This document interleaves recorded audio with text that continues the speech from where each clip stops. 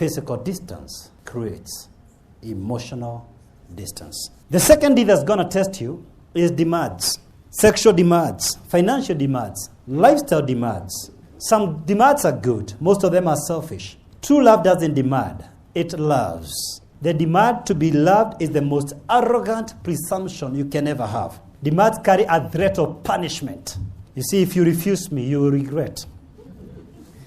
And demand depends on power. You see, the problem with a lot of marriages, they assume that power is vested in a certain individual. Please understand, in marriage from a biblical perspective, power is shared. There is a leader. The man is the leader, not to abuse power, but to take responsibility. It is Harry S. Truman who put up a sign in the presidential office, the buck stops here.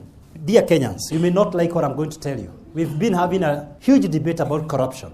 My personal conviction is that President Uhuru needs to get serious. President Truman, they were going through the same in the US during the Depression, during World War II. Harry S. Truman decided the buck stops with me. I have seen Kenyans literally obey traffic rules in the UK, and they come here and break all rules. The same Kenyans. And I confess, I have also been a victim. I remember even a tiny country, once we went with Mercy to Seychelles, and I followed every single rule. And I confess to you regrettably, I have broken some rules here. Why? I know I can walk away with it.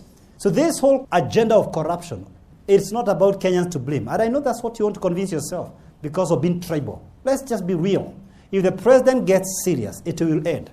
When we went to Singapore with our team here, even a single chewing gum was not found in the streets of Singapore. If he gets serious, he'll cascade it down to his cabinet secretaries and PSs. The truth is, there's big talk from our president, but he's not serious. That's the truth. In your marriage, you have also to decide as a man, the buck stops with you. Unless you do that, that marriage will never flourish. You've got to decide, if it fails, it's me. I said it in public, I've said it on TV. If Kenyan Jewish family breaks, never ever blame Mercy. Never blame anyone. I take full, 100% responsibility. Unless you take that leadership as a man. Don't come here and want me to say you are a leader, but you're not taking responsibilities. Leadership is about responsibility. So you can't stand in a national TV and act helpless or blame other bodies for fighting corruption, like anti-corruption or DPP. The buck must stop somewhere. Every country that changed, it is not because the people are holier than Kenyans. It's because a leader changed. If that marriage does not work, every man hearing my voice, it's you. If the church fails, Jesus takes responsibility. Jesus said, I will build my church, and the gates of hell shall not prevail against it.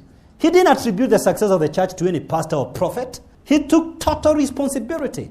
God does not just take responsibility about your existence. He even brags about it. Before you were formed in your mother's womb, I knew you, Jeremiah. I knew you, Monica. I knew you, Peter. I take responsibility for your very existence. Before you were formed in your mother's womb. Every husband listening to me, you have to take that kind of responsibility like Christ took. And say, I will build my family, and the gates of hate shall not prevail against it.